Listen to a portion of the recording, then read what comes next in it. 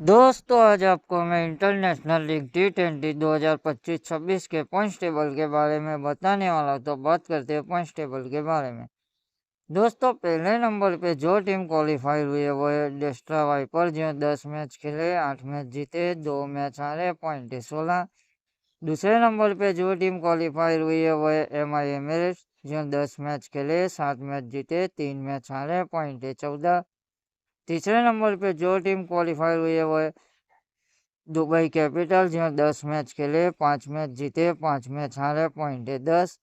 चौथे नंबर पे जो टीम क्वालिफाई हुई है वो है अबू धाबी काइट राइडर, जो 10 मैच खेले, 4 मैच जीते, 6 मैच हारे, पॉइंट है 8। पांचवें नंबर पे जो टीम रही वो है गल्फा जायंट्स, जो 10 मैच खेले, 3 मैच जीते, 7 मैच हारे, पॉइंट है 6। छठे नंबर पे जो टीम रही वो है शारजा वॉरियर्स, जो 10 मैच खेले, 3 मैच जीते, 7 मैच हारे, पॉइंट है 6।